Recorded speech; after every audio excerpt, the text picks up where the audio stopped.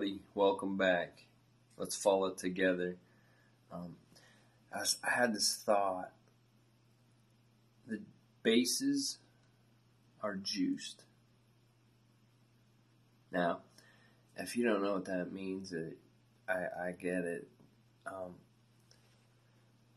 It was a baseball term from when I was younger. I'm not even sure if they still use it, but back when I was little, me and my brother, we loved baseball, and it meant that the bases were loaded, the bases were juiced, they were ready. Now, if you don't know baseball, it was simply there's a first base, a second base, a third base, and then a home base, and it's not till a base runner gets around all the bases and comes home that's when they score a point. So there's three bases. That means that somebody would be on each base.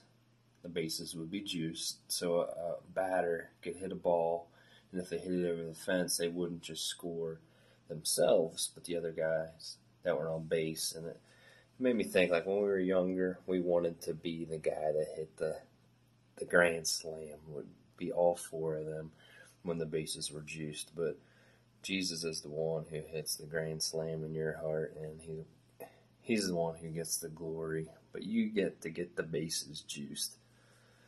And I had this little testimony of my mom actually told me, and it was just juicing the bases. I honestly totally forgot about it, but my mom reminded me. She said, "Did you buy gas for a lady at a convenience store?" And then she started telling me about this lady, and it started really coming back to me. And I was like, yeah.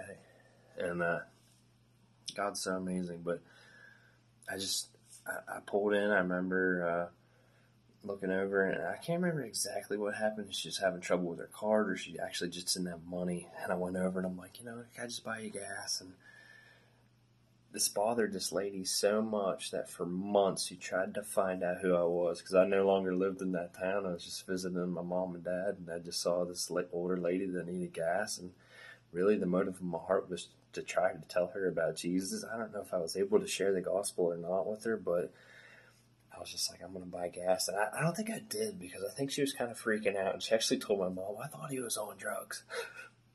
No, Jesus saved me from drugs.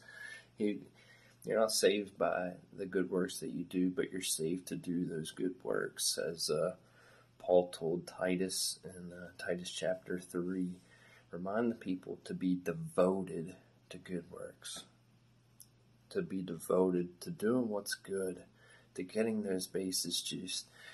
Now, like I said, as a child is immature, we want to be the ones that hit the home run, that smash the ball out of the park, to be the one to get all the glory, but God gets the glory.